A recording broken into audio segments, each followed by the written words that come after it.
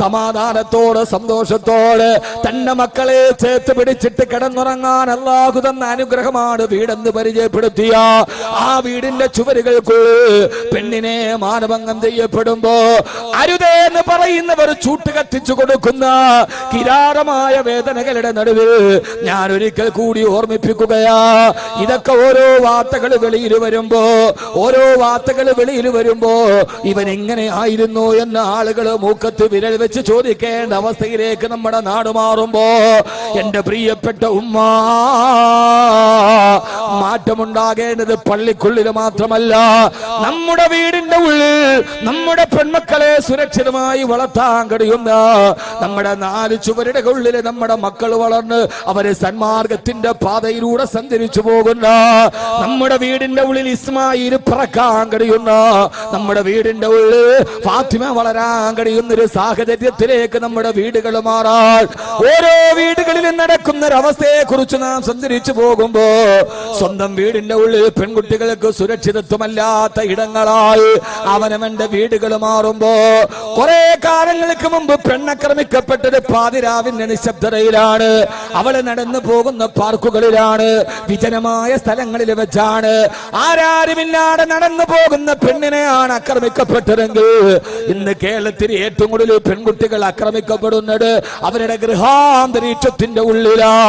ആ ഗൃഹാന്തരീക്ഷത്തിൽ അവർ ആക്രമിക്കപ്പെടുന്നത് സ്വന്തം പിതാവിനാൽ, സ്വന്തം മുത്തച്ഛനാൽ, സ്വന്തം പിതാവിന്റെ പിതാവിനാൽ, സ്വന്തം മാതാവിന്റെ പിതാവിനാൽ ശരീരത്തിലേക്ക് കാമക്കൂത്തുകൾ നടത്തപ്പെടുന്ന ഒരവസ്ഥയിലേക്ക്, ബന്ധുക്കളാൽ പീഡിപ്പിക്കപ്പെടുന്ന അവസ്ഥയിലേക്ക് കേരളത്തിലെ പെൺകുട്ടികളുടെ കണക്കുകൾ അഭൂതമാർമൂലം വർദ്ധിച്ചു കൊണ്ടിരിക്കുമ്പോ ഒരു ഖുർആനിക പ്രബോധകൻ എന്ന രീതിയിൽ പറയാതിരിക്കാൻ തരമില്ല.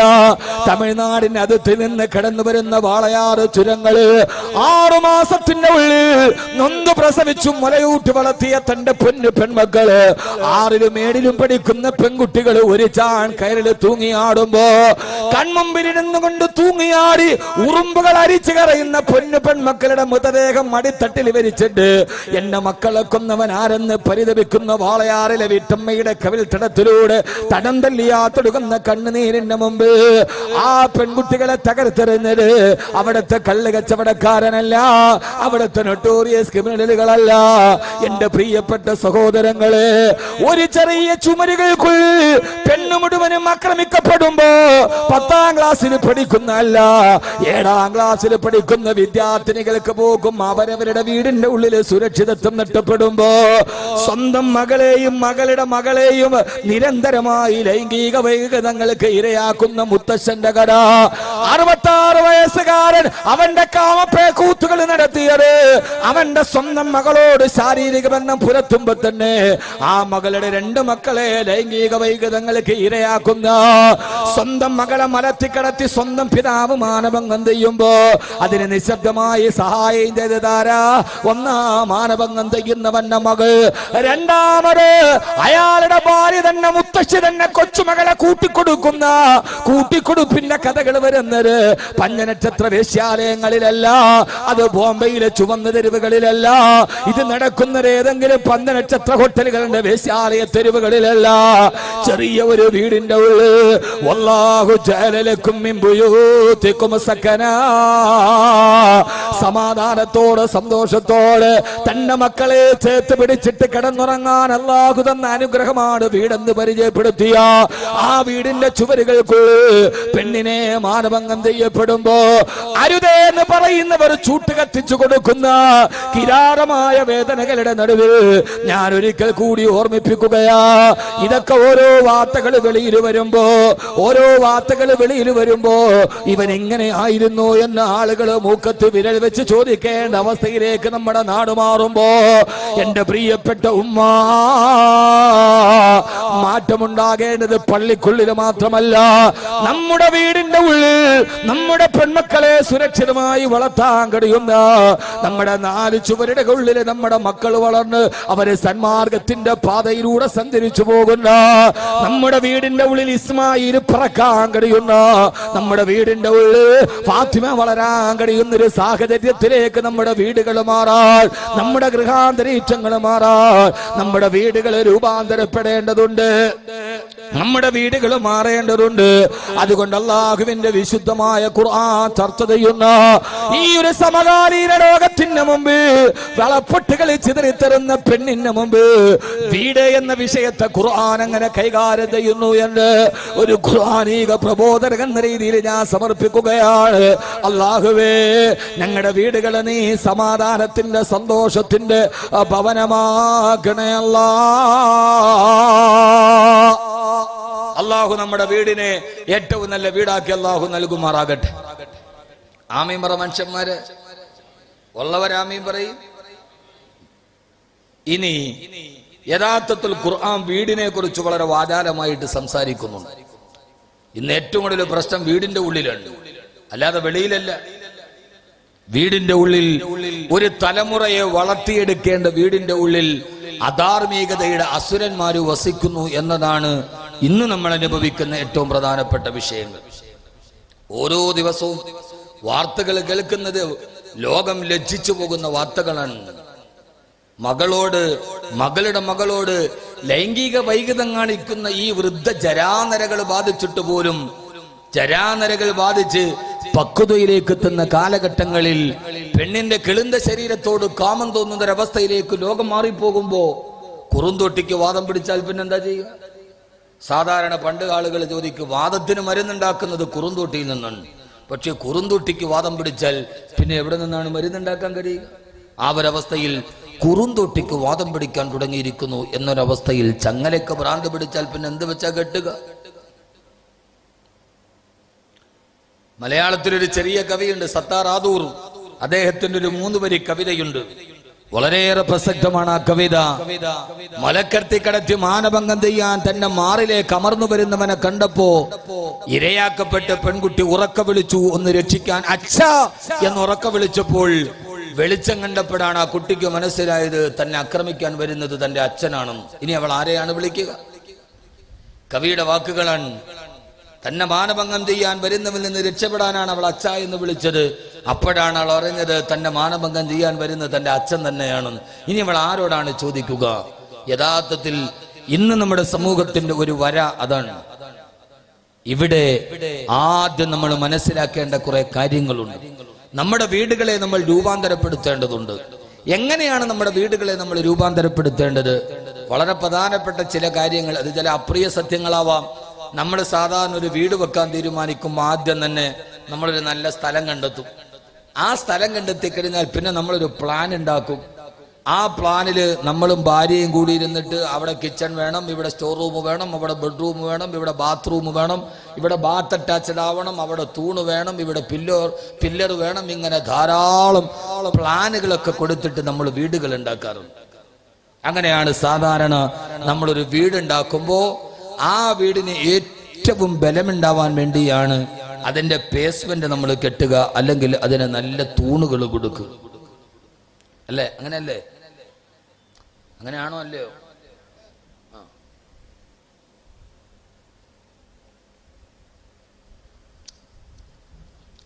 അങ്ങനെ നമ്മുടെ നാടുകളിലൊക്കെ ധാരാളം തൂണുകളൊക്കെ വെച്ചിട്ട് വീടുകൾ ഇപ്പൊ വെക്കാറുണ്ട്. ഇപ്പോഴത്തെ വീടുകൾ എന്ന് പറഞ്ഞ പണ്ടത്തെ പോലെയല്ല. പണ്ട് എങ്ങനെയും ഒക്കെ ഒരു ചെറിയ തെങ്ങൊക്കെ മുറിച്ച് കഴിക്കോലൊക്കെ ഉണ്ടാക്കി 2 ഓടൊക്കെ ഇട്ട് എങ്ങനെയും ഒന്ന് കയറിക്കൂടിയാൽ മതി എന്ന അവസ്ഥയിൽ നിന്ന് ഇന്ന് വീട് എന്നത് നമുക്കെല്ലാവർക്കും, നമ്മൾ മാത്രമല്ല, ഒരാൾ മാത്രമല്ല, നമുക്കെല്ലാവർക്കും കുറച്ചുകൂടി വിശാലമായ ചിന്തകളിലേക്ക് വീടുകൾ മാറിയിട്ടുണ്ട്, വിശാലമായ സൗകര്യങ്ങളിലേക്ക്. ഇവിടെ അള്ളാഹുവിന്റെ വിശുദ്ധമായ ഖുർആൻ പറഞ്ഞ ഒരു ആയത്ത് ഞാൻ നിങ്ങൾക്ക് പരിചയപ്പെടുത്തി തരികയാണ്. നന്നായിട്ട് ചിന്തിക്കാൻ അള്ളാഹു തൗഫീക്ക് നൽകട്ടെ. ആമീൻ പറയും. ഇനി ആ വീട് വെക്കുന്നതിൽ എന്തെങ്കിലും അപാകതകൾ നമുക്ക് വന്നിട്ടുണ്ടെങ്കിൽ ഈ ആയത്തിലൂടെ നമ്മൾ അതങ്ങ് തിരുത്തണം. ഇനി ആ ഒരു അപാകത നമുക്ക് വരാൻ പാടില്ല. ഏതായാലും വെച്ചത് ഇടിച്ചു വിളിച്ച് കളയാൻ കഴിയില്ല.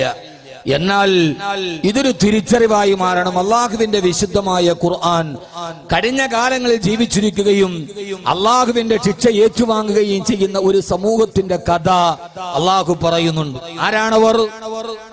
നന്നായിട്ട് ചിന്തിക്കണം. ആരാണവർ? അല്ലാഹുവിന്റെ ഖുർആൻ പറയുകയാ, അലം തറ കൈഫ ഫഅല റബ്ബുക ബിആദ് ഇറമ ദാതിൽ ഇമാദ് അല്ലതീ ലം യുഖ്ലഖ് മിഥ്ലുഹാ ഫിൽ ബിലാദ്. അല്ലാഹു ചോദിക്കുകയാണ്, നബി അലം തറ, അങ്ങ് കാണുന്നില്ല നബിയെ? അല്ലാഹുവിന്റെ റസൂൽ ഇത് കണ്ടിട്ടില്ല. ഹബീബായ നബി തങ്ങൾ ജനിക്കുന്നതിന് എത്രയോ കാലം മുമ്പ്, നൂറ്റാണ്ടുകൾക്ക് മുമ്പ് നടന്ന ഒരു സംഭവത്തെ ചോദിക്കുകയാണ്. അലം തറ, അങ്ങ് കാണുന്നില്ലയോ നബിയെ? കൈഫ ഫഅല റബ്ബുക ബിആദ്. ആദ് ഗോത്രത്തെ അല്ലാഹു എങ്ങനെയാണ് കൈകാര്യം ചെയ്തതെന്ന്. ആദ് ഗോത്രം എന്ന് പറഞ്ഞാൽ ആരാണ്? ഇറമ. അവര് ഇറമ ഭാഗത്ത് ജീവിച്ചിരുന്ന, ഇന്നത്തെ ഒമാനിന്റെ ഭാഗത്താണ് ഇറമ എന്ന് പറയുന്ന പ്രദേശമുള്ളത്. ആ ഒമാനിന്റെ ഇറമ പ്രദേശത്ത് താമസിച്ചിരുന്ന ആദ് ഗോത്രത്തെ അല്ലാഹു നശിപ്പിച്ച കഥ എങ്ങേക്കറിയില്ല നബിയെ? എങ്ങനെ അല്ലാഹു ആദ് ഗോത്രത്തെ നശിപ്പിച്ചത് എങ്ങനെയാ? കൊന്നത്തെങ്ങുകളെക്കാൾ വലിപ്പമുണ്ടായിരുന്ന അതികായന്മാരായ ജനങ്ങളായിരുന്നു ആദ് ഗോത്രക്കാർ. അവരെ അല്ലാഹു നശിപ്പിച്ചത് എങ്ങനെയെന്നറിയോ? സഖറഹ അലൈഹിം സബ്അ ലയാലിൻ വതമാനിയത അയ്യാം. അല്ലാഹു പറയാ, സഹബലയാലിന് 7 രാത്രിയും 8 പകലും നീണ്ടു നിന്ന് പേമാരി തിമിർത്തു പെയ്തപ്പോ, ആ തിമിർത്തു പെയ്ത പേമാരിയിൽ അവരുടെ വീടുകളെ കടപുടകെ തകർന്ന് തരിപ്പണമായി. ആ വലിയ അതികായ ജനതയെ ഞാൻ തകർത്തു കളഞ്ഞു നബിയെ. ആ വലിയൊരു ജനത തങ്ങളുടെ മരുപ്രദേശത്തും മരിച്ചു വീണ് കിടക്കുന്ന ഉപമ പറയുമ്പോ അല്ലാഹു പറയുന്നു നബിയെ, കന്നഹും അജാസു നഖിലിൻ ഹാവിയ ഫഹൽ തറാ ലഹും മിൻ ബഖിയാ. ഭീമാകാരമായ ഈത്തപ്പന മരങ്ങൾ ചുവടോടുകൂടി കടപുടകി വീടുന്നത് പോലെ, വലിയ കൊന്നത്തെന്നുകൾ ചുവടോടുകൂടി കടപുടകി കിടക്കുന്നത് പോലെ അതികായന്മാരായിരുന്ന ആദ് ഗോത്രത്തെ 7 രാത്രിയും 8 പകലും നീണ്ടു നിന്ന് പേമാരി കൊണ്ട് ഞാൻ തകർത്ത് കളഞ്ഞു നബിയെ. ഞാൻ എന്റെ പ്രിയപ്പെട്ട സഹോദരങ്ങളോട് സഹോദരിമാരോട്, അല്ലാഹു ഇറമ ഗോത്രത്തെ തകർക്കാനുള്ള കാരണമേതാ? ആ ആദ് ഗോത്രത്തെ ഇന്നത്തെ ഒമാനിലെ ഇറമ പ്രദേശത്ത് ജീവിച്ചിരുന്ന, യമനിന്റെ പ്രദേശമായ ഇറമ പ്രദേശത്ത് ജീവിച്ചിരുന്ന ആദ് ഗോത്രത്തെ അല്ലാഹു ഖുർആനിൽ പരിചയപ്പെടുത്തുന്നത് എങ്ങനെയെന്നറിയോ? ഇറമദാത്തിൽ ഇമാദ്, ഇറമദാത്തിൽ ഇമാദ്. ഈ ഗോത്രക്കാര് ദാത്തു ഇമാദ്, അവര് തൂണുകളുടെ ആളുകളാ. അവര് ധാരാളമായി ദാത്തു ഇമാദ്, അവര് തൂണുകളുടെ ആളുകളായിരുന്നു. എന്ത് പറഞ്ഞാൽ അതിന്റെ അർത്ഥം എന്നറിയോ? ആവശ്യത്തിനും അനാവശ്യത്തിനും തൂണുകൾ നിർമ്മിച്ചിട്ട് അതിന്റെ മുകളിൽ വീടുകൾ കെട്ടിവെച്ച ധാരാളം തൂണുകൾ വെച്ചിരുന്ന, ഇന്ന് നമ്മുടെ വീടുകൾ നിർമ്മിക്കുമ്പോ എത്രയോ അനാവശ്യമായ തൂണുകളാണ്. പില്ലറിന് വേണ്ട, ആവശ്യത്തിന് വേണ്ട തൂണുകൾക്ക് പുറം ഇന്ന് നമ്മുടെ കേരളത്തിൽ തൂണുകളുടെ പില്ലറുകളുടെ ഒരു സംസ്കാരം കടന്നു വരുന്നുണ്ട്. ഒരു വീടിന് തന്നെ അനാവശ്യമായ എത്രയോ തൂണുകളാ. അല്ലാഹു പറയാതാ തൂണുകളിലെ ദൗർബല്യമായി മാറിയ ആ ഒരു സമൂഹത്തെ ഞാൻ തകർത്തു കളഞ്ഞു നബിയെ. ആരാ ഇറമ ഗോത്രം ആദ് ഗോത്രം എന്തെന്നറിയോ? അല്ലാഹു ധാരാളമായി കുന്തിരിക്കം അവർക്ക് കൊടുത്ത ഒരു സമൂഹമാ. അവരുടെ ഏറ്റവും പ്രധാനപ്പെട്ട കച്ചവടം എന്ന് പറഞ്ഞാൽ കുന്തിരിക്കത്തിന്റെ കച്ചവടമാണ്. ധാരാളമായി തങ്ങളുടെ നാടുകളിൽ കുന്തിരിക്കത്തിന്റെ കച്ചവടം വന്നപ്പോ ആ കച്ചവടം നടത്തിയിട്ടവര് കോടീശ്വരന്മാരായി. അവസാനം അവർക്ക് വലിയ വലിയ വീടുകൾ, തൂണുകൾ, ധാരാളമുള്ള വീടുകൾ വെക്കണമെന്ന് മോഹം വന്നപ്പോ അവരെന്ത് ചെയ്തെന്നറിയോ? ആ നാട്ടിൽ വിശാലമായൊരു പുഴയുണ്ടായിരുന്നു. ആ പുഴയിലെ വെള്ളം അതിലൂടെ നടന്നു പോകുന്ന വഴിയാത്രക്കാർക്ക് അവര് വിലക്ക് വിൽക്കാൻ തുടങ്ങി. കുന്തിരിക്ക കച്ചവടത്തിൽ നിന്ന് പൈസ ഉണ്ടാക്കിയിട്ട് അത്യാഗ്രഹം തീരാറ് അല്ലാഹു കൊടുത്ത പുഴയിലെ വെള്ളത്തെ ഭീമാകാരമായ വീടുകൾ വെക്കാൻ അവരാ വെള്ളത്തെ വഴിപോക്കക്കാർക്ക് വിലക്ക് കൊടുക്കുകയും അതിലൂടെ സമ്പത്തുണ്ടാക്കിയിട്ട് ആ സമ്പത്ത് മുഴുവനും ഭീമാകാരമായ തൂണുകൾ കൊണ്ട് വീടുകൾ സ്ഥാപിച്ചപ്പോ, അങ്ങനെ ചെയ്ത ജനതയെ തൂണുകൾ, ആവശ്യമില്ലാത്ത തൂണുകൾ വാരി കോരി വെച്ചിട്ട് അല്ലാഹുവിന് ഇഷ്ടപ്പെടാത്ത വഴിയിലൂടെ സഞ്ചരിച്ച ജനതയെ 7 രാത്രിയും 8 പകലും നീണ്ടു നിന്ന് പേമാരി കൊണ്ടവരുടെ ഭീമാകാരമായ തൂണുകളുള്ള വീടുകളെ തകർത്തെറിഞ്ഞ് ഞാൻ നശിപ്പിച്ചു കളഞ്ഞെന്ന് അള്ളാന്റെ വിശുദ്ധ ഖുർആൻ. അതുകൊണ്ട് എന്റെ പ്രിയപ്പെട്ട സഹോദരങ്ങളോട് സഹോദരിമാരോട് ഗൾഫ് രാജ്യത്ത് കിടന്ന് കഷ്ടപ്പെട്ട് പൈസ ഉണ്ടാക്കുന്നത്, അല്ലെങ്കിൽ ഈ നാട്ടിൽ കച്ചവടം ചെയ്ത് കഷ്ടപ്പെടാറ് പൈസ ഉണ്ടാകുമോ? ആ കഷ്ടപ്പെട്ട് നിന്റെ ശരീരത്തിന്റെ അധ്വാനത്തിന്റെ പൈസ മുഴുവനും വെറുതെ തൂണുകൾ വാരി വലിച്ച് നിന്റെ വീടിന് വെച്ചിട്ട് അതിലൂടെ നീ നിന്റെ പൈസ പാടാക്കി കളയരുത്. അങ്ങനെ പാടാക്കി കളഞ്ഞൊരു ജനതയെ ഞാൻ തകർത്ത് കളഞ്ഞ അല്ലാഹുവിന്റെ വിശുദ്ധ ഖുർആൻ. എന്റെ വീടുമായി എന്ന വിഷയവുമായി ബന്ധപ്പെട്ട് ഖുർആനിന്റെ ആദ്യത്തെ പരാമർശം നമ്മുടെ വീടുകൾക്ക് അനാവശ്യമായി കുറെ തൂണുകൾ ഡിസൈനർമാരും ആർക്കിടെക്റ്റുമാരും ഓരോന്ന് പറയുമ്പോ, അല്ലെങ്കിൽ ക്ലൈന്റുകൾ പറയുമ്പോ അവരതിന് വശംവദരാകേണ്ടി വരുമ്പോ അതനുസരിച്ച് നിങ്ങളുടെ പൈസ വെറുതെ പാടിക്കളയരുത്. നിങ്ങൾ വീട് വെക്കുമ്പോ ആ വീടിന് ആവശ്യമായ തൂണുകളല്ലാതെ അനാവശ്യമായ തൂണുകൾ വെച്ചിട്ട് പൈസകൾ വെറുതെ കളയുന്നത് അത്രയേറെ ഹിതകരമല്ല. അങ്ങനെ ഒരു ജനതയെ അള്ളാഹു നൽകിയിരിക്കുന്ന സമ്പത്തിനെ അനാവശ്യമായി ചെലവഴിച്ചൊരു ജനതയെ അള്ളാഹു തകർത്ത് കളഞ്ഞെന്ന് വിശുദ്ധ ഖുർആൻ. അള്ളാഹു നമുക്ക് നല്ല ബോധം നൽകി അനുഗ്രഹിക്കട്ടെ. ആദ് ഗോത്രക്കാർ ഇറമദാത്തിൽ ഐമാദ്, അവര് തൂണുകളുടെ ആളുകളായിരുന്നു. ഇന്ന് നമ്മൾ പ്ലാൻ വെക്കുമ്പോ എത്ര തൂണുകൾ ആവശ്യമുള്ളത് പോട്ടെ, പില്ലറുകളൊക്കെ വേണം, അതിന് അടിത്തറ വേണം, ബലക്ഷ ഉണ്ടാവരുത്. പക്ഷെ അനാവശ്യമായി ഇന്ന് നമ്മുടെ വീടുകളൊക്കെ പഴയ സ്റ്റൈലുകൾ മാറി, ഒന്നുകിൽ കണ്ടംപററിയായി അല്ലെങ്കിൽ ഊട്ടി വീടുകളായി. ശരി, അത്യാവശ്യത്തിന് സൗകര്യമുള്ള ഒരു വീടുകളൊക്കെ വേണം, കുഴപ്പമില്ല. ഞാൻ പറഞ്ഞത് അനാവശ്യമായി കുറെ തൂണുകൾ, അതെവിടെയാ വീടിന്റെ മേക്കൂരയിലാ പോയി തൊട്ട് വെക്കുക.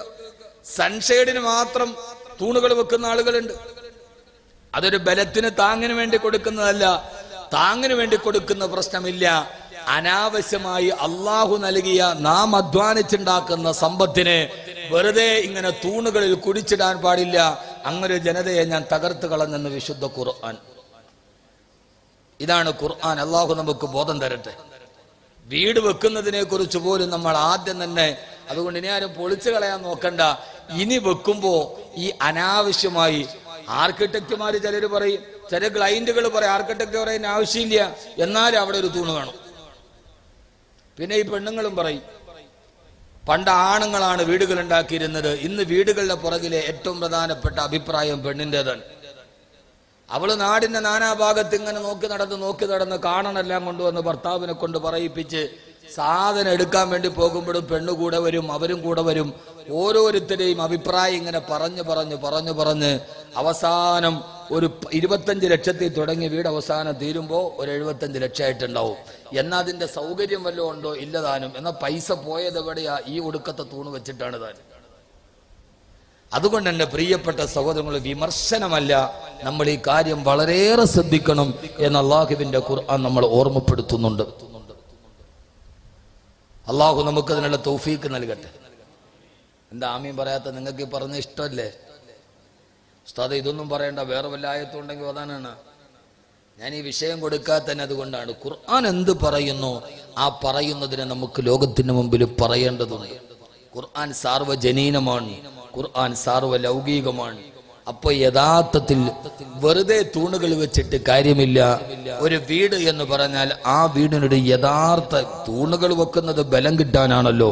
ഒരു വീടിന്റെ ഏറ്റവും പ്രധാനപ്പെട്ട ബലമുള്ള തൂണേതാ? ഏതൂണ ഒന്ന് പറയും മനുഷ്യന്മാരെ. ഒരാൾക്കൊരു വീടുണ്ട്, ആ വീടിന്റെ ഏറ്റവും പ്രധാനപ്പെട്ട ബലവത്തായ തൂണേതാ? ഭാര്യ. ഒരാളുടെ വീടിന്റെ കുറെ തൂണുകൾ ഉണ്ടായിട്ട് കാര്യമില്ല. ഒരു വീടിന്റെ യഥാർത്ഥ ബലപ്പെടുത്തേണ്ട ഒരു തൂണുണ്ട്, ആ തൂണിനെ നമ്മളൊട്ട് ബലപ്പെടുത്താറുമില്ല. കാരണം ആ ബലപ്പെടുത്തേണ്ട തൂണിനെ ബലപ്പെടുത്താൻ നമ്മളൊട്ട് ശ്രദ്ധിക്കാറുമില്ല. ഏറ്റവും ബലപ്പെടുത്തേണ്ട തൂൺ ഹബീബായ നബി മുഹമ്മദ് മുസ്തഫ, ഉറക്കെ പറയാ ആദരവായ പ്രവാചകൻ നബി മുഹമ്മദ് മുസ്തഫ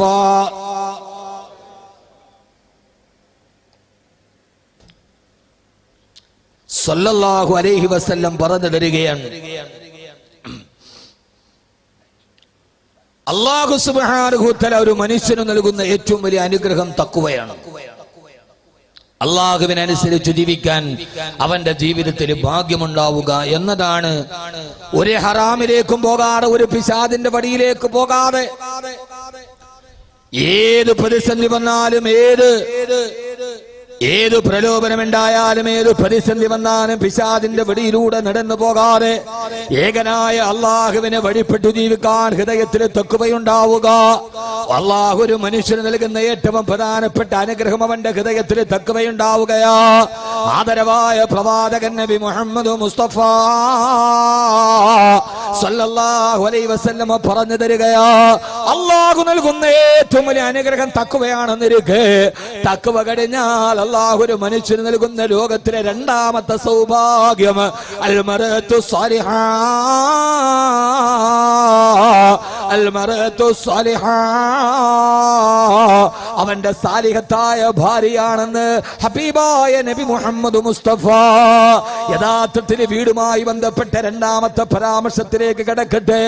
എന്റെ പ്രിയപ്പെട്ട സഹോദരിമാരോട്, ഒരു മനുഷ്യന് തഖ്വ കഴിഞ്ഞാൽ അള്ളാഹു നൽകുന്ന ഏറ്റവും പ്രധാനപ്പെട്ട അനുഗ്രഹം ഒരു പ്രിയപ്പെട്ട ഭാര്യ. ഏത് ഭാര്യ എന്നറിയോ?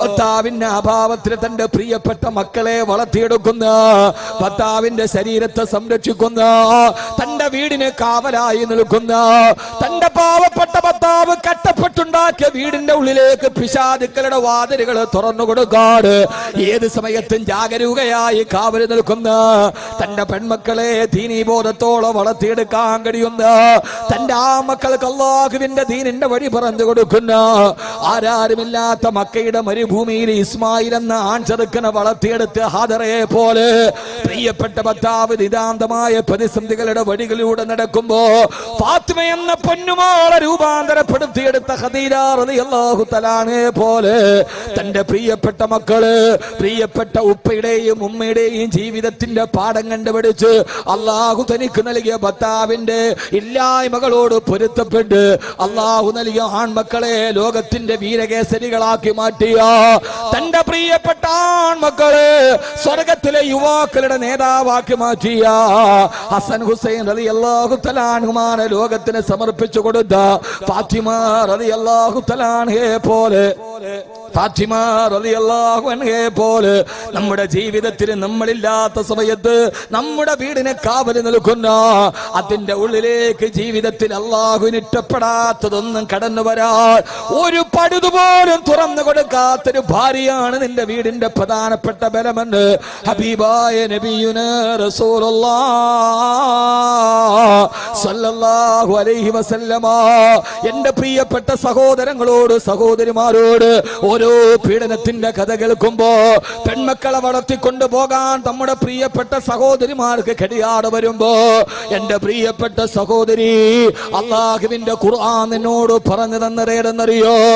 ഏത് സമയത്തും നിന്റെ വീടിന്റെ ഉള്ളിൽ പിശാചിന്റെ വടികളല്ല, അള്ളാഹുവിന്റെ മലായികത്തുകൾക്ക് നിന്റെ വീട്ടിലേക്ക് ഇറങ്ങി വരാൻ കഴിയുന്ന സുഹൃതത്തിന്റെ വടികൾ തുറക്കാ,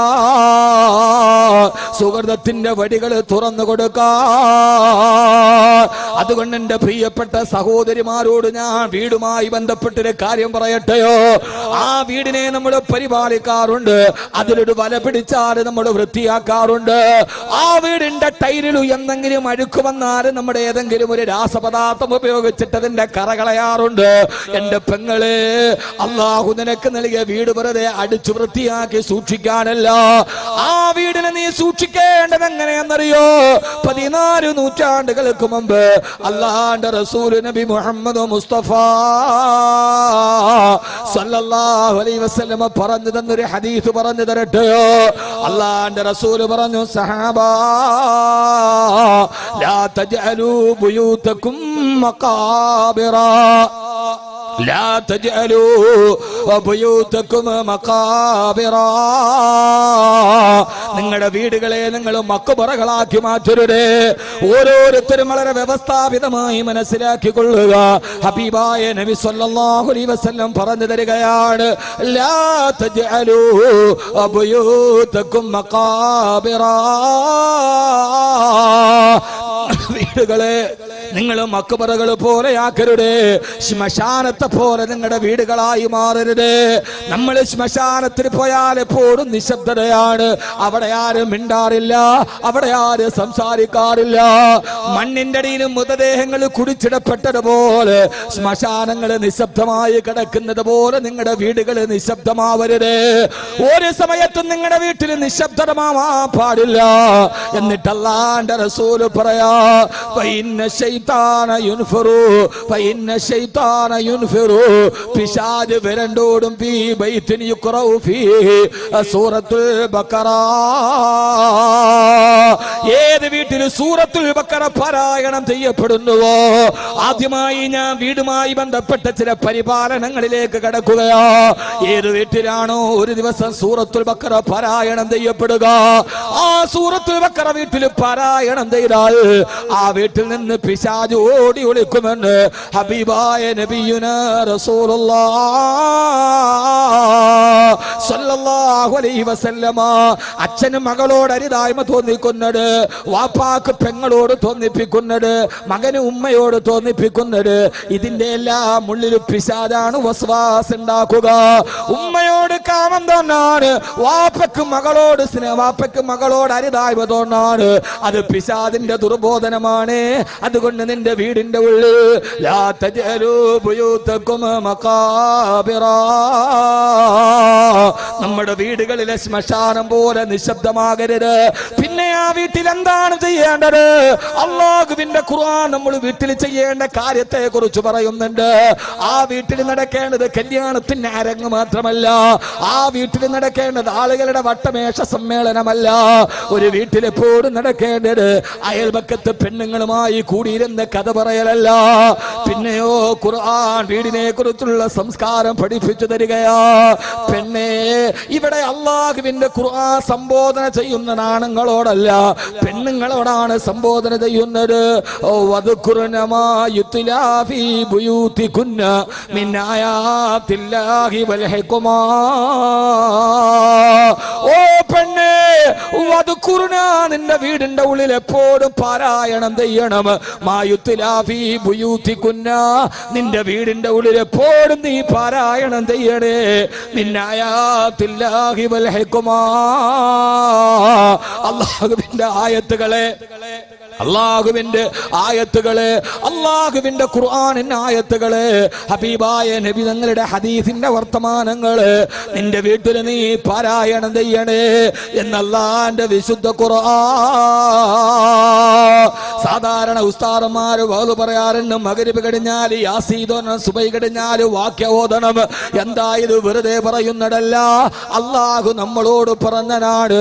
പെണ്ണിനോട് പറയാൻ കാരണം എന്താ? ആണുങ്ങൾ എപ്പോഴും വീട്ടിലുണ്ടാകണമെന്നില്ല, അവൻ ഇറങ്ങിപ്പോയാലേ അടുപ്പിൽ തീ പുകയുകയുള്ളൂ.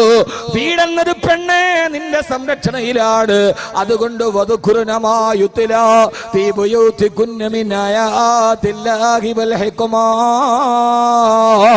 ഏത് സമയത്തും വീട്ടിൽ നിങ്ങൾ ഖുർആൻ പാരായണം ചെയ്യണേ. ആ ഖുർആന്റെ പാരായണം നിന്റെ വീടിന്റെ ഉള്ളിലുണ്ടായാൽ അവിടെ പിന്നെ പിശാചുക്കൾ ഉണ്ടാവുകയില്ല. അവിടെ എപ്പോഴും അല്ലാഹുവിന്റെ മലക്കുകളുടെ സംസ്കാര കേന്ദ്രമായി നിന്റെ വീട് മാറുമ്പോളെ. ഒരിക്കൽ അല്ലാഹുവിന്റെ റസൂലിന്റെ മദീനയിൽ ഒരു പ്രിയപ്പെട്ട സഹാബി തന്റെ വീട്ടിലിരുന്നിട്ട് ഖുർആൻ ഓതവേ അദ്ദേഹത്തിന്റെ വീടിന്റെ വെളിയിൽ കുതിരയെ കെട്ടിയിട്ടിട്ടുണ്ട്. അദ്ദേഹം ഖുർആൻ ഓതുമ്പോ കുതിര കിടന്നിട്ട് വല്ലാതെ വെപ്രാളത്തോടെ ചാടാൻ തുടങ്ങി. ആയത്തോതുന്നതിനനുസരിച്ച് കുതിരയ്ക്ക് വെപ്രാളമാണ്. അത് അവിടെ കിടന്ന് കടിഞ്ഞാൻ പൊട്ടിക്കാൻ ശ്രമിക്കുകയാണ്. കുതിര തന്റെ ലായത്തിൽ കിടന്ന് വെപ്രാളം കാണിക്കവേ ആ സഹാബി പെട്ടെന്ന് ഖുർആൻ ഓതുന്നത് നിർത്തി. അപ്പോ കുതിര ശാന്തമായി. അദ്ദേഹം വെളിയിൽ നോക്കുമ്പോ കുതിര പിന്നെ ശാന്തമായി നിൽക്കുക. വീണ്ടും വീട്ടിലേക്ക് കയറി ഖുർആൻ ഓതാൻ തുടങ്ങവേ ലായത്തിലേക്ക് കിടന്ന കുതിര വീണ്ടും ചാഞ്ചാടിയിട്ട് ക്ഷോഭം കാണിക്കുകയാ. ആ കുതിര വല്ലാതെ ലായത്തിൽ കിടന്ന് പേടിച്ച് ചാടുന്നത് കണ്ടപ്പോ ആ സഹാബി ഖുർആൻ പാരായണം ചെയ്യുന്നത് നിർത്തിക്കളഞ്ഞു. അവസാനം പള്ളിയിൽ സുബഹിന്റെ ബാങ്ക് മുടങ്ങിയപ്പോ സുബഹി നമസ്കാരം കഴിഞ്ഞ് ഈ സഹാബി നേരെ ഇലാ ഹളറത്ത് റസൂലില്ലാഹ് സല്ലല്ലാഹു അലൈഹി വസല്ലമ അല്ലാഹുവിന്റെ റസൂലിന്റെ ചാരത്തെത്തിയിട്ട് പറഞ്ഞു, നബിയേ യാ റസൂലല്ലാഹ്, ഞാൻ ഇങ്ങനെ ഖുർആൻ ഓതിയപ്പോ, ഇന്നലെ പാതിരാ സമയത്ത് എന്റെ വീട്ടിൽ ഞാൻ ഖുർആൻ ഓതിയപ്പോ എന്റെ കുതിര കിടന്ന് ചാഞ്ചാടി നബിയേ. ഞാൻ ഓതുന്നത് നിർത്തിയപ്പോ കുതിര ശാന്തമായി, വീണ്ടും ഓതിയപ്പോ കുതിര കിടന്ന് ചാടാൻ തുടങ്ങി. പിന്നെ ഞാൻ ഖുർആൻ ഓതൽ നിർത്തി നബിയേ.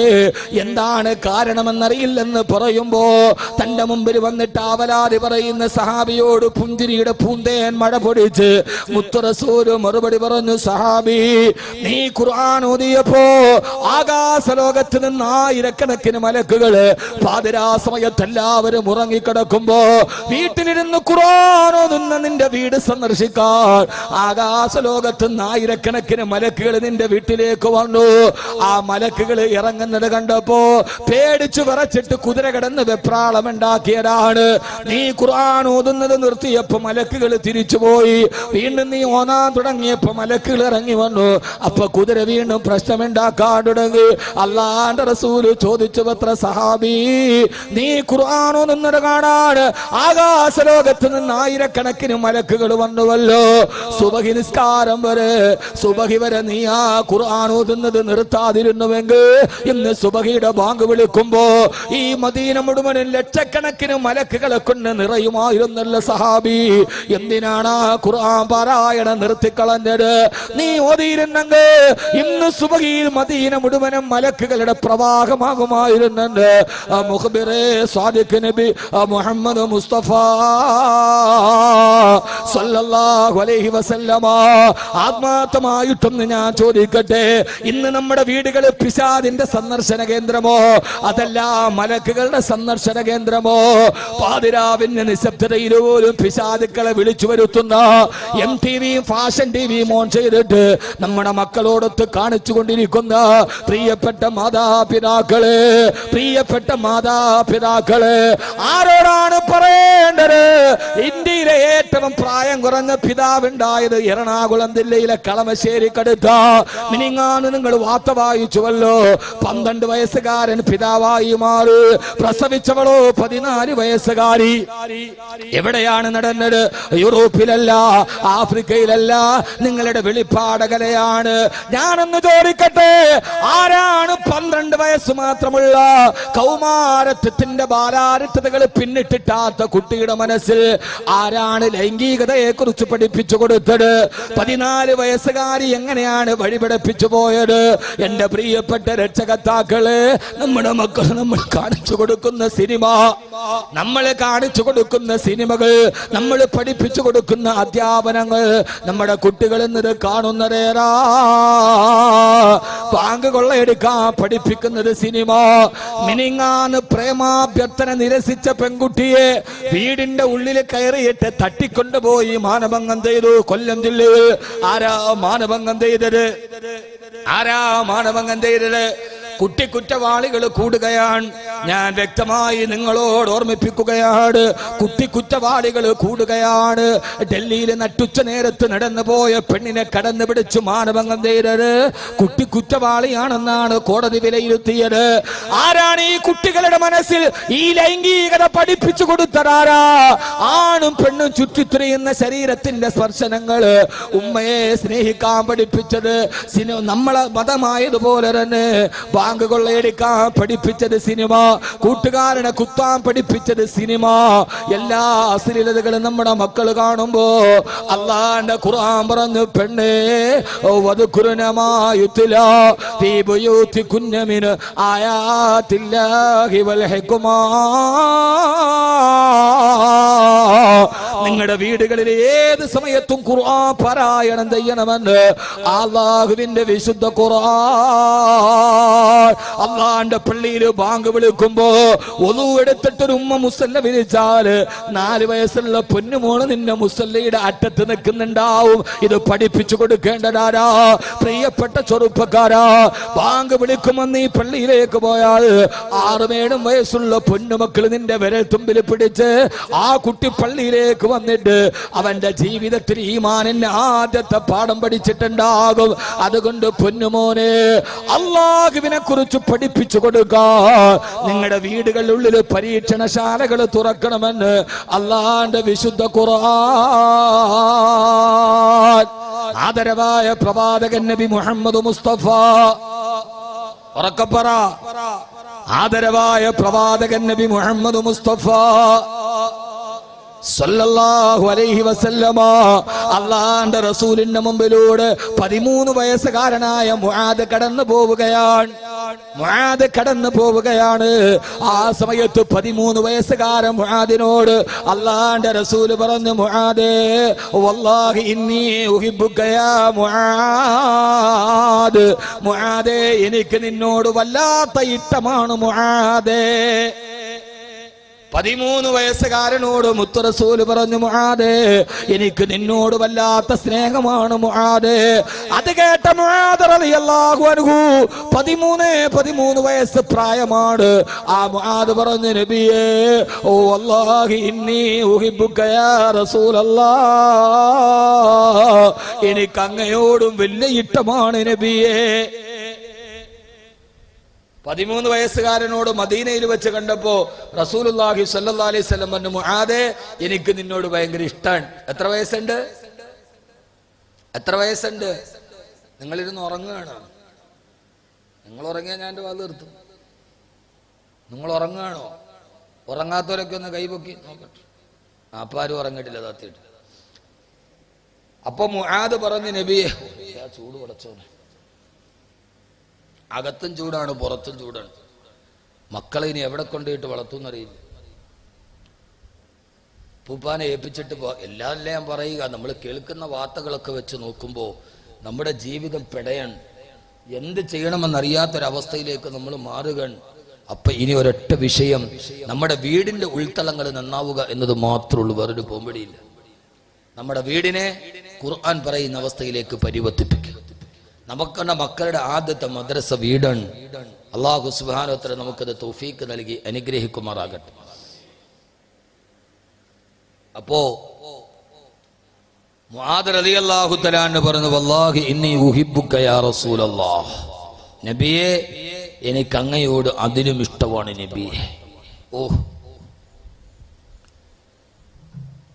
ഇത് കേട്ടപ്പോ 13 വയസ്സുകാരനായ മുആദ് പറഞ്ഞ ഒരു മറുപടിയുണ്ട്. എന്താ മറുപടി? നബിയെ അങ്ങക്ക് എന്നോട് ഇഷ്ടമാണ്, എനിക്ക് അങ്ങയോട് ഇഷ്ടമാണ്. എന്റെ അള്ളാഹ് എന്നോട് ഇഷ്ടം തോന്നാൻ ഞാൻ ഇനി എന്ത് ചെയ്യണം? മുത്ത് റസൂല് സല്ലല്ലാഹു അലൈഹി വസല്ലം. നമ്മുടെ മക്കൾ ആരെങ്കിലും ചോദിക്കുക, നബിയെ അങ്ങക്ക് എന്നോട് ഇഷ്ടമാണല്ലോ, എനിക്ക് സന്തോഷമായി, ഇനി എന്റെ റബ്ബിന് എന്നോട് ഇഷ്ടം തോന്നണം, ഞാൻ അതിനെന്താണ് ചെയ്യേണ്ടത്? ഹബീബായ നബിയുനാ റസൂലുള്ളാഹി, ഉറക്കപ്പറ,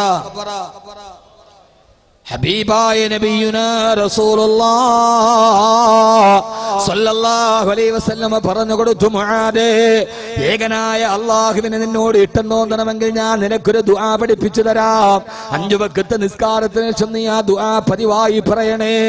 ഏതാ ദുആ? ഏതാ? 13 വയസ്സുള്ള കൗമാരത്തിന്റെ പ്രായത്തിലൂടെ നടന്നു പോകുന്ന, 13 വയസ്സെന്ന് പറഞ്ഞാൽ ടീനേജ് തുടങ്ങുന്ന പ്രായമാണ്. 12 കഴിഞ്ഞാൽ 13 തുടങ്ങുന്ന ടീനേജ് തുടങ്ങുക. ആ സമയത്താണ് മക്കൾ വഴിതെറ്റിപ്പോകാൻ സാധ്യതയുള്ളത്. ആ സമയത്ത് അല്ലാഹുവിന്റെ റസൂൽ കൃത്യമായ ദുആ പഠിപ്പിച്ചു കൊടുക്കുകയാണ്. നമ്മുടെ മക്കൾ 13-ലെത്തിയാൽ ഈ ദുആ മറക്കാതെ പഠിപ്പിച്ചു കൊടുക്കണേ. യാ റസൂലല്ലാഹ്, മുആദേ പറയണേ, അല്ലാഹുമ്മ ഇന്നി അലാ ദിക്രിക വ ശുക്രിക വ ഹുസ്നി ഇബാദതിക വ തൗഫീഖ തഅതിക വ ഈമാനിക യാ അല്ലാഹ്. അല്ലാഹുമ്മ ഇന്നി അലാ ദിക്രിക, എപ്പോഴും അല്ലാഹുവേ നിന്റെ സ്മരണയ്ക്ക് വേണ്ടി എന്നെ നീ സഹായിക്കണേ അല്ലാഹ്. ഏത് സമയത്തും എന്റെ ഹൃദയത്തിന്റെ ഉള്ളിൽ നിന്നെ കുറിച്ചുള്ള ദിക്റുണ്ടാവാ നീ എന്നെ സഹായിക്കണേ അല്ലാഹ്. വ തൗഫീഖ തഅതിക, ഏത് സമയത്തും നിനക്ക് വഴിപ്പെട്ട് ജീവിക്കാൻ നീ എനിക്ക് സൗഭാഗ്യം നൽകണേ അല്ലാഹ്. വ ഈമാനിക യാ അല്ലാഹ്, മരണം വരെ നിന്നോടുള്ള ഈമാൻ എന്റെ മനസ്സിൽ പിടിച്ചു നിർത്താൻ ഈ ഒരു ദുആ വെച്ചിട്ട് എന്നെ മാതാപിതാക്കളോട് ഞാൻ സംസാരിക്കട്ടെ. 13 വയസ്സെന്ന് പറയുന്ന വഴിതെറ്റാൻ തുടങ്ങുന്ന പ്രായത്തിൽ ഈ ദുആ പഠിപ്പിച്ചു കൊടുത്ത, ഏത് സമയത്തും പടച്ചറപ്പിനെ കുറിച്ചുള്ള ഈമാൻ ഹൃദയത്തിൽ ഉറപ്പിച്ചു വെക്കുന്ന, അള്ളാഹുവിന്റെ ഇബാദത്തിലേക്ക് മാറിപ്പോകുന്ന ഒരു മകനെ സിദ്ധിക്കാൻ പഠിപ്പിച്ചു കൊടുത്തരേരാ. എന്റെ പ്രിയപ്പെട്ട സഹോദരങ്ങളോട് സഹോദരിമാരോട് 13ാമത്തെ വയസ്സിൽ അള്ളാന്റെ റസൂലിനോട് സ്നേഹമുള്ള, അള്ളാഹുവിലേക്ക് അടുക്കാനുള്ള വഴി തേടുന്ന ഒരു മോനെ അള്ളാഹു സഹാബത്തിന്റെ വീടുകളിൽ ഉൽപാദിപ്പിച്ചത് എങ്ങനെയാ? അത് സഹാബത്തിന്റെ വീടുകൾ എങ്ങനെയായിരുന്നു? പ്രിയപ്പെട്ട സഹോദരിമാരോട്, നമ്മുടെയൊക്കെ വീടുകളിൽ നമ്മൾ പലതുമൊക്കെ സൂക്ഷിച്ചു വെക്കാറുണ്ട്. നമ്മുടെ ഷോക്കേസുകളിൽ എന്തൊക്കെ നമുക്ക് അവാർഡുകൾ കിട്ടിയിട്ടുണ്ടോ അത് ഞാനടക്കം നമ്മുടെ ഷോക്കേസുകളിൽ സൂക്ഷിച്ചു വെക്കാറുണ്ട്. നമ്മുടെ വിലപ്പെട്ട സമ്പത്തുകൾ വീടിന്റെ ഉള്ളിൽ സൂക്ഷിച്ചു വെക്കാറുണ്ട്. പക്ഷേ നമ്മുടെ വീട് സഹാബത്തിന്റെ വീടും തമ്മിലുള്ള വ്യത്യാസം ഏതെന്നറിയോ? സഹാബത്തിന്റെ വീട്ടിൽ അവര് സൂക്ഷിച്ചു വെച്ചത് എന്തെന്നറിയോ? ഖുർആൻ വീടിനെ കുറിച്ച് 3ാമത് പറയാ, ഓ വല്ലദീന തബവ്വഉ الدار والإيمان من قبلهم يحبون من هاجر إليهم ولا يجدون في صدورهم حاجة مما أوتوا ويؤثرون على أنفسهم ولو كان بهم خصاصة. അല്ലാഹുവിന്റെ റസൂലിന്റെ സഹാബത്തിന്റെ ഉള്ളിൽ സൂക്ഷിച്ചു വെച്ചിരുന്നത് വല്ലദീന തബവ്വഉ الدار والإيمان, അവരുടെ വീടിന്റെ ഉള്ളിൽ അവർ ഈമാനിനെ സൂക്ഷിച്ചു വെച്ചവരാ. അവരുടെ വീടിന്റെ ചുവരുകളിൽ ഈമാനാണ്, അവരുടെ വീടിന്റെ റൂമുകൾക്കുള്ളിൽ ഈമാൻ തളം കെട്ടി നിൽക്കുകയാ. അതുകൊണ്ട് അവരുടെ വീടുകളിലുള്ളിൽ 13 വയസ്സുകാരൻ വഴിതെറ്റിപ്പോയിട്ടില്ല. അവന് കാമത്തിന്റെ ചിന്തകൾ വന്നിട്ടില്ല. അവന്റെ ഹൃദയത്തിന്റെ ഉള്ളിൽ പടച്ചിറപ്പിനോടുള്ള സ്നേഹമാണ്. അന്നത്തെ മക്കളാ വീടിന്റെ ഉള്ളിൽ, ആ മക്കളുടെ ഹൃദയത്തിന്റെ ഉള്ളിൽ അല്ലാഹുവിന്റെ റസൂലിനോടുള്ള സ്നേഹമാണ്. മഹാനായ അനസ് റളിയല്ലാഹു തആല പറയുന്നുണ്ട്, ഞാൻ കൊച്ചുകുട്ടിയാ, എനിക്ക് ഏതാണ്ട് 12-13 വയസ്സ് പ്രായമാണ്. ഞാൻ എന്റെ ഉപ്പാന്റെ കൂടെ അല്ലാഹുവിന്റെ റസൂലിന്റെ പള്ളിയിൽ നിസ്കരിക്കാൻ പോയപ്പോ, ഇങ്ങനെ ആവണം ഉപ്പമാരെ, നമ്മുടെ കയ്യിൽ പിടിച്ചിട്ട് മക്കളെ നമ്മൾ പള്ളിയിൽ കൊണ്ടുപോകണം. മസ്ജിദുൻ നബവിയിൽ ഞാൻ പോയി അന്ന് ഉപ്പാന്റെ കൂടെ പോയി നിസ്കരിച്ചു. നിസ്കാരം കഴിഞ്ഞിട്ട് അല്ലാഹുവിന്റെ റസൂൽ അവിടെ ഇരുന്ന് പ്രസംഗം തുടങ്ങി. നിസ്കാരം കഴിഞ്ഞപ്പോ ഉപ്പാന്റെ ചാരത്തിനിക്ക് ഇരിക്കാൻ കഴിഞ്ഞില്ല. ഉപ്പ ഹബീബായ നബി തങ്ങളുടെ മുമ്പിൽ പോയിരുന്നു. കുട്ടിയായത് കൊണ്ട് ഞാൻ മാറിയിരുന്നു.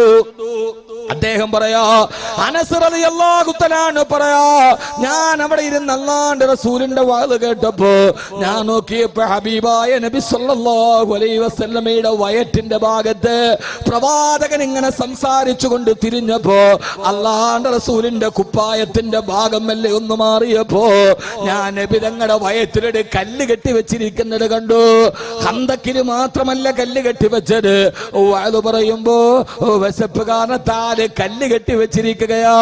എനിക്കെന്താന്ന് മനസ്സിലായില്ല. എന്തിനാണ് ഒരാൾ വയറ്റില് കല്ല് കെട്ടി വെച്ചിരിക്കുന്നത്?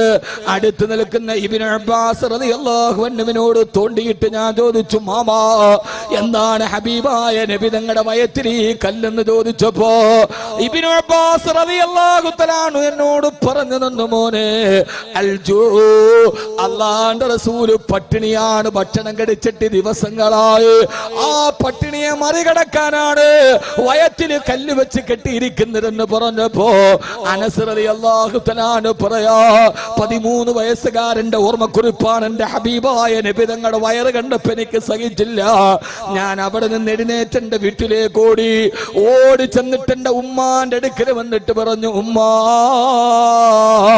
ഹബീബായ നബി തങ്ങളുടെ വയറ് പട്ടിണി കൊണ്ട് കല്ല് വെച്ച് കെട്ടിയിരിക്കുകയാ. എനിക്കത് സഹിക്കാൻ കഴിയുന്നില്ല ഉമ്മ. അല്ലാഹുവിന്റെ റസൂലിന് കൊടുക്കാൻ ഒരു കാരക്കെങ്കിലും എന്റെ കയ്യിൽ തരുമോ? ഉമ്മ അനസ് പറയാണ്, എന്റെ ഉമ്മ അടുക്കള മുഴുവനും പരത് അവസാനം പറഞ്ഞു, മോനെ, 2 കാരക്ക എല്ലാടെ വീട്ടിലിരിക്കുന്നില്ല. അത് നീയും വാപ്പയും പള്ളിയിൽ നിന്ന് തിരിച്ചു വരുമ്പോ നിങ്ങൾക്ക് തരാൻ വെച്ചതാണ്. വേണ്ട ഉമ്മ, ആ കാരക്ക എനിക്ക് വേണ്ട, അള്ളാന്റെ റസൂലിന് കൊടുക്കണമെന്ന് പറഞ്ഞ് ആ 2 കാരക്കയും പിടിച്ചുകൊണ്ട് ഞാൻ ഓടി ചെന്നിട്ട് ആ 2 കാരക്ക ഹബീബായ നബി തങ്ങളുടെ കയ്യിൽ കൊണ്ടുപോയി വെച്ചു കൊടുത്തു.